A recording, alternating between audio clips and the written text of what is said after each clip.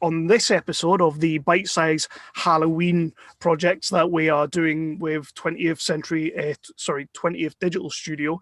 They are putting out these short horror movies, little 2 to 3 minute movies that are getting put out on Twitter and YouTube and Hulu, Freeform, FX. They're all going out everywhere. So we are speaking to some of the British side of the pond with these shorts, the directors and the writers and the creators. And today I have Aislinn Clarke, who is an award-winning writer-director hailing from Northern Ireland. You're actually our first Irish guest on the show, which I'm really excited about. I mean, we try and push the Brits, but we've not had an Irish person yet. I feel like I've failed there. So after a couple of shorts, including Childer, which I watched and is fantastic, Aislinn released her first feature debut film, The Devil's Doorway, which we will get to in a quick minute because, oh my God. It had a great festival run and it is genuinely, genuinely bloody scary. Which made you, I believe, the first female director to make a horror movie in Ireland. Is this right? Definitely in Northern Ireland. I'm not 100% sure about the rest, but yes, in the first one in the north. That's awesome. That's awesome. Joining me today to talk about the bite-sized Halloween shorts with her short movie, The Eye Exam or Eye Exam, which genuinely is a nice little 3-minute jump scare. It's a very nice little movie that we'll talk about in a second. But first of all, Aislinn, how are you doing today? I'm all good. Grand. So first up, before we get into everything, could you tell us a little bit about yourself and how you got into filmmaking, and especially in Northern Ireland, and more importantly, why would you do it? Well, yeah, that's a good question.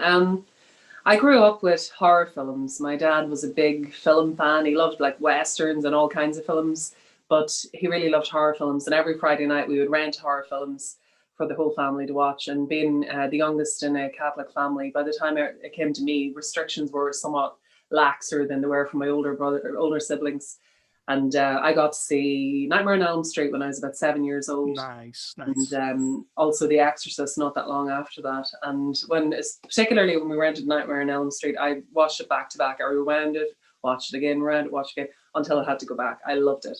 And since then, it's just been something that I've been really into. So my dad had a Cinecam, and we would make little films with that as well. Then I went and studied film and made documentaries at that point, worked in TV for a number of years. Always wanted to make narrative feature films, but it took quite a winding road to get there, you know. I worked in theatre for quite a long time. I studied in New York as well. And then eventually just started making shorts again. I was always shooting stuff, but it was more like visuals or documentaries or like stuff for friends' music videos and nightclubs. And I really got back to narrative filmmaking when I came back from New York, and then made a couple of shorts, and then The Devil's Doorway come up, and that's kind of how we got there. As to why, I mean, you could talk about that all night.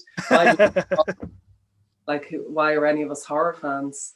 I could go on about that for quite some time and probably bore the pants off you, but yeah, that's how I got into doing it. I know there's a big movie scene over in Ireland and TV scene as in being filmed and everything over there, but what's it like actually being a director or creative trying to make your way in the film world in Ireland? Well, I think it's really interesting actually. I've been thinking about this a lot. So I'm in Northern Ireland, and as you know, there was a civil war here for like 30 years. So we didn't have a film scene. I mean, there were some people making really good documentaries, kind of guerrilla style. We didn't really have the infrastructure for a proper film scene because, I mean, there was nothing. The place was bombed to bits. There was barbed wire everywhere. It just wasn't amenable to that. And people weren't going to come in to shoot here, even though it's a beautiful country. So there was basically nothing. When I was a film student, it was mostly academic film studies rather than practical. There was a camera somewhere that you could sign out if nobody else had it, kind of thing. But I don't think we did a lot of practical there wasn't a lot of practical teaching. But then there was a revolution. So basically we had the Good Friday Agreement. There was peace. So Northern Ireland Screen, which started off as a very small facility, managed to attract in inward investment, particularly Game of Thrones. Yeah. They come over, shot all that here. People could see how amazing the landscape is here, which had kind of gone unnoticed, and it just revolutionized everything. So then we had properly trained world-class crew on the ground. We had our people didn't have to go abroad anymore. We've always had really talented people, but they had to go elsewhere to work, and they didn't have to now. So that meant that filmmakers like me would have access to people that were really highly trained in between shooting Game of Thrones. So a lot of the people who worked in my films worked in Game of Thrones, they worked in Krypton, they worked on these things. And that's been really incredible. But I think we haven't had a lot of horror films coming from Ireland. We have had some in recent years. But I think given we're a post-trauma society, I think it's a natural place for us to go to like express ourselves in film. So we have a lot of the films that we have seen come from Northern Ireland are thriller, if not horror, tending to veer towards the darker side of things, which is interesting, I think. I watched The Devil's Doorway a couple of days ago after we realised I was going to be speaking to you and everything, and I wanted to have a little see about other things you've done. I also watched Childer, which it was a good short movie as well. I actually really enjoyed that. But The Devil's Doorway, it's about as scary as a movie can get. I was really like taken aback by and it's not necessarily the jump scares or anything, because there are a few jump scares. It's your adept way of sort of showing us but not showing us. I absolutely love that in a movie, and for a found footage movie to do that is just awesome. But I wanted to know where that movie came from and how you came up with The Devil's Doorway, because it has a bit of a horrific setting as well, which I would also like to talk about. But yeah, where did it come from? All right. So basically, actually in many Catholic countries, I think there were some even in England, which wasn't predominantly Catholic, but these church-run institutions called Magdalen laundries. There was a high concentration of them in Ireland. The last one closed in 1996, so we're not talking ancient history. They basically forced labor camps that the church state set up to house women against their will, whether they wanted to be there or not. You couldn't leave, the police would bring you back, who were deemed to be somehow morally corrupt. Or some of them were prostitutes, some had mental health issues, some of them were completely ordinary, normal women that had nothing wrong with them. You just had to have 2 male members of your family sign you in, and that's it. You were in, you couldn't get out. That was it. And while you were there, you had to wash sheets for hotels. You didn't get paid. They also made the game Mousetrap for Hasbro. Didn't get paid for that either. And about 15 years ago, when I just graduated, when I came out of university, I got hired by a TV production company, and I was researching. I'd made a documentary for Irish TV, which had got a bit of notice, and I'd won a small award. And on the back of that, I got hired by this company. And I was researching a documentary about Magdalen laundries, actually, because around that time, there had been a discovery of a mass grave in Tuam in Galway, 800 babies, 796 babies and children who nobody knew who they were. There was no records, nobody knew how they died. And it was just a septic tank that was full of all these little bodies, which really sent shockwaves through Irish society and shone a light on these institutions. What happened there? How did they operate in plain sight for so long? I was researching this, talking to women who'd been there, because there are women in their 40s now who've been in these places, and people who'd been born there who now, most of them lived in America, they've been adopted, they didn't know who their families were. And the doc didn't end up happening, because this is how it goes in TV. You know, your research stuff doesn't happen. But anyway, I'd done the research, I spent a long time doing it. And then I went and did all my other things, went to New York, all that stuff.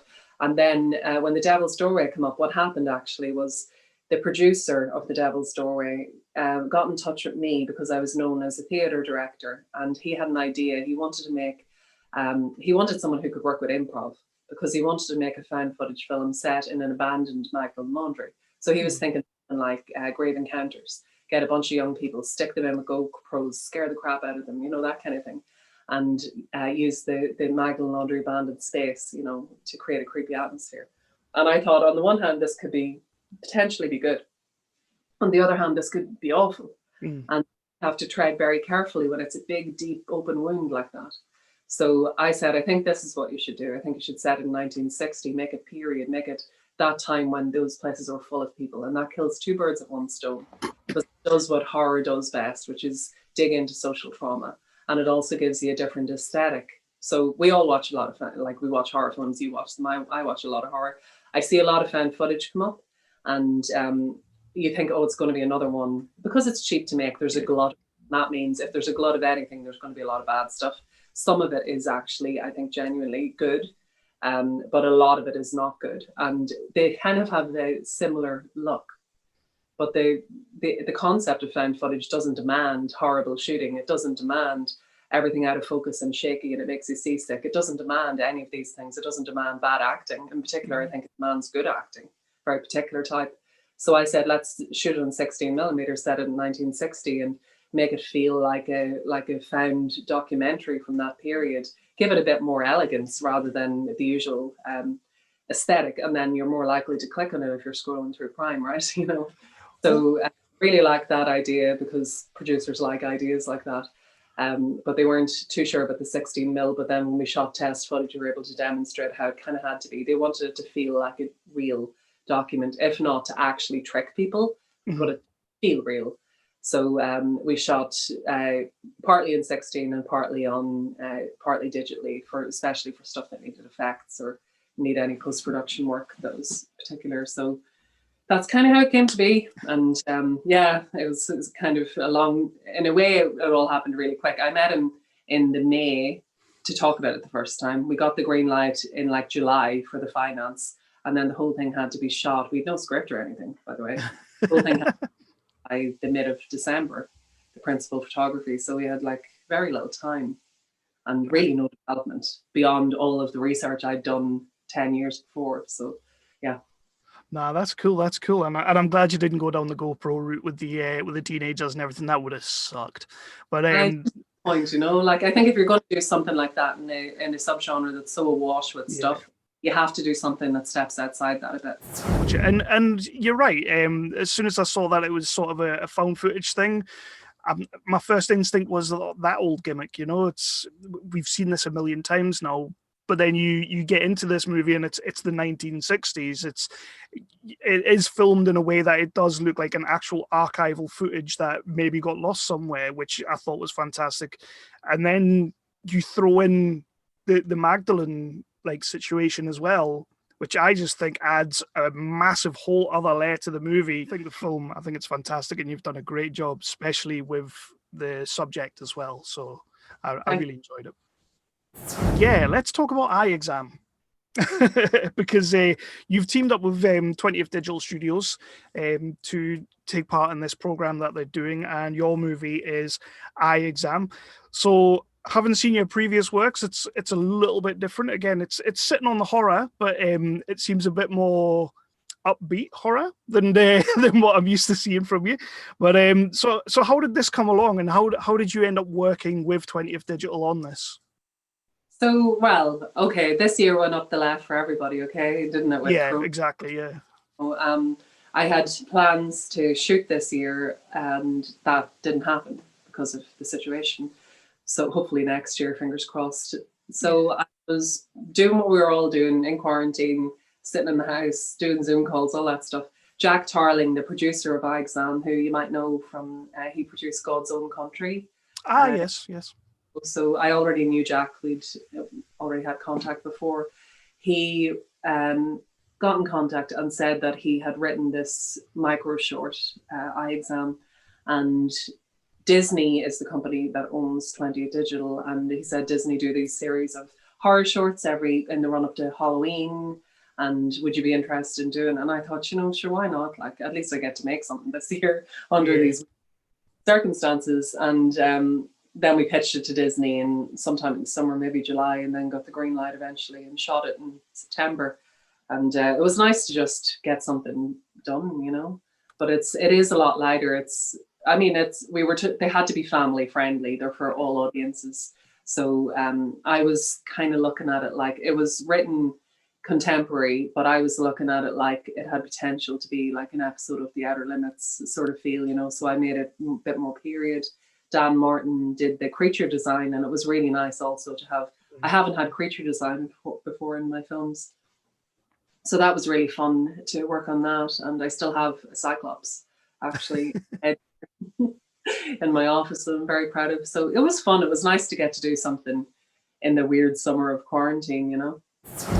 And yours was the one that I really, I didn't, I'll be honest with you, I didn't want to watch it because like I'm not squeamish and I can take most things in a horror, but when you start messing with eyes, yeah, that's what really gets me. But then, of course, you know, the whole like, well, it's a company owned by Disney. It's 20th, you know, like it's not going to be too bad. Yeah, yeah, but they are safe enough to watch. They're family friendly. Yeah, I'd actually never. I've got really like my vision is they should do studies on me. I can see things miles away. I've never had an eye exam, so I haven't got a clue how any of that works. I had to rely on Jack to keep it accurate in terms of what actually happens. He's had loads. He's got really strong prescription lenses, and then my husband also has terrible. He's like a mole or something, you know. So between the two of them, I was able to keep it accurate. Full shot during the actual lockdown, or we shot it. It was only one day, so in Glasgow, in September. So it was actually pretty locked down in Scotland at that time, or at least in Glasgow. Pubs and restaurants were open, but there was a lot of kind of screening, and they would only take in a certain amount of people. I mean, we were in the hotel for prepping, and then the one day shoot, we didn't really see anybody else except the company that we were in. But physically shooting a film under those circumstances was a real eye opener. You know, it's a lot of social distancing, masks, hand sanitizer, all the stuff, all the open windows, all the things that you need are really difficult within a set. But we had COVID compliance people there to take care of all of that. And actually think those people deserve a medal because it's a tough gig. And I'm sure that many times on film sets, people don't really want to hear it, because it's always. So props to those guys for keeping it going. It kind of had a little, for me anyway, I personally, I was getting a little bit of a Jean-Pierre Genet kind of vibe with it, like the sort of the colour and the tones and the feels and sort of like Delicatessen and Amelie. What kind of movies do inspire you when you're making these projects, and who do you look to? It's funny because a couple of people have said that to me, but to this day I've never seen Delicatessen. And I watch so many films, but for some reason I just haven't seen that one yet. But it depends on the film that I'm making. So for Eye Exam, I was thinking about the Twilight Zone and the Outer Limits, from the 50s. I wanted the doctor to look like one of those doctors from 1950s adverts who's selling Camel cigarettes, like 9 out of 10 doctors recommend Camel. I wanted him to be like that. And in terms of the color palette, it was me and the DP agreed that there was a certain kind of institutional green that feels medical, but that also looks really good on camera. And then we kind of designed everything else around that. But really, it was Twilight Zone and Outer Limits that I was thinking of. Of course, doing it in black and white would have been fun, but for this kind of broad audience, people don't really like to go down that road. For The Devil's Doorway, even though you'd think it's a found footage film, so you think of stuff like Blair Witch and so on. I did not go to found footage for the aesthetic at all. I looked at Gothic art from the 1800s and for some lighting in some scenes, and mostly the films of the Maysles brothers, especially Salesman. So I was thinking more of cinema verite of the early 60s, like these priests. Father John, the younger one, is actually he would be a documentarian if he wasn't a priest. He's got a good eye. That's why he's a hobbyist, but he has a really good eye. So it depends on what it is. With Childer, it was like I was kind of thinking of I wanted it to feel like it should be a fairy tale world almost. This should be a great environment for a kid to grow up in. It's a nice house. It's clean. His mother ostensibly takes care of him, but in the end, that so well. But so I wanted it. I didn't want to. You could have made the same film in like a grotty council house where everything's kind of falling apart, and But I wanted it to have that kind of clash where they are in this magical cottage in the middle of a forest, and this is the type of very intense, strange woman that she is. I wanted it to have that sort of disconnect, So it depends on what the film is. One of the goals for the bite size program is that these shorts are technically to serve as a kind of proof of concept. Do you see yourself expanding iExam further, maybe into a feature or a bigger show, or is this kind of a one and done for you? I think it's small and perfectly formed. It's a wee like one punch moment.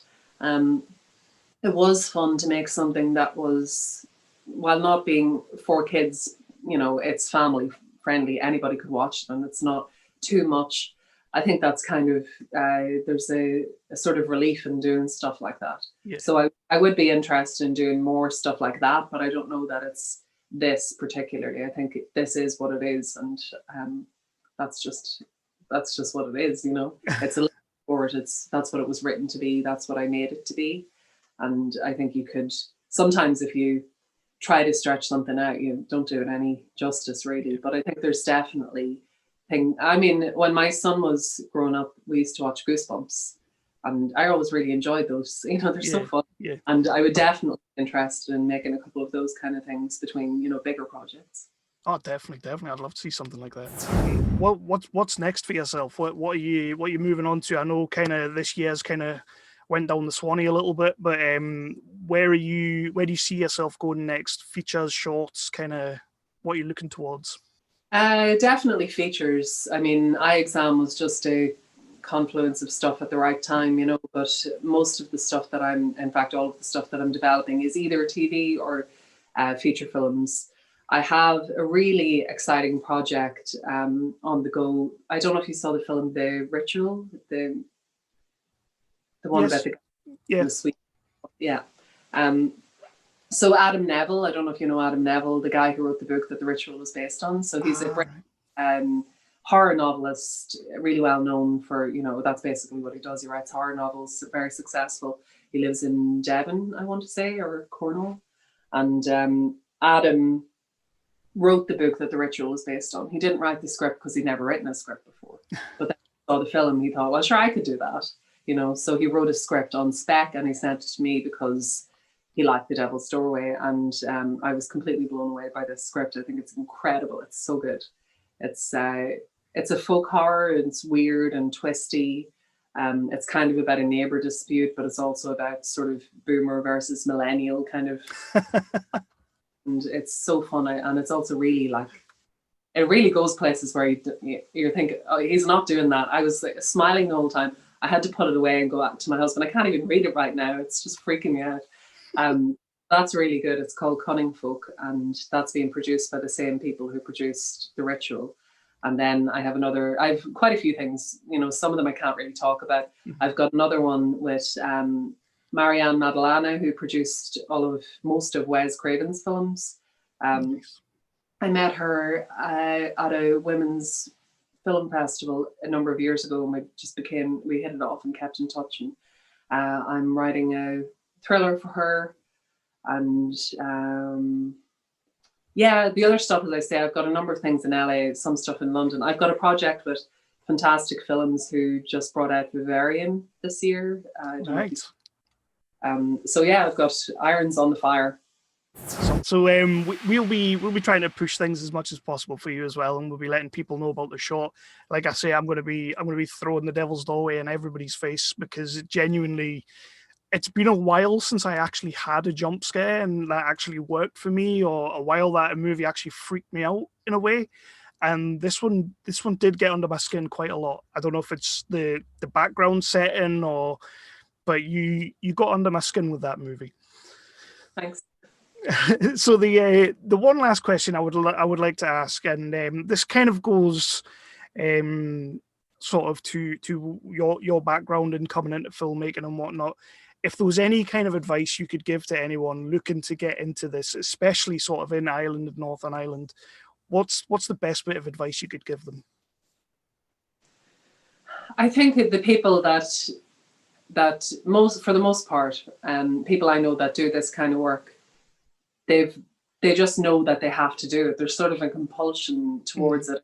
So I worked in so many different areas that were kind of tangential to this, like theater or documentaries and TV. I was always drawn back. And I think if you know that this is what you want to do, you really have to stick to your guns and just do it. You can't wait for someone to give you permission to do it, because that's probably never ever going to happen. And particularly in my case, when I studied film, I was one of only a handful of girls, and most of the class there was like 80 boys and there's hardly any girls. And in some ways we were discouraged from thinking of ourselves as directors. There was one point in particular where they were choosing, everybody wrote a script and they would choose, say, 5 projects that everybody would join together to make. And they chose one girls and the rest were boys. And then they said to me, we would have chosen yours, but we already had a girls project. So like these kind of limits that were put on us. And if I wasn't a very tenacious person who said, screw that, I'm doing this, I wouldn't have ever been given permission. So I think what I'm trying to get to here is, don't wait for someone to tell you it's the right time or that you're allowed to do it. Just do it. Just do it and keep doing it. Awesome. Well, Aislinn, thank you so much for your time. This has been fantastic. I hope you all the best in the future, and I can't wait to see more projects coming out. Thank you. It's been fun chatting to you. Do not open the box.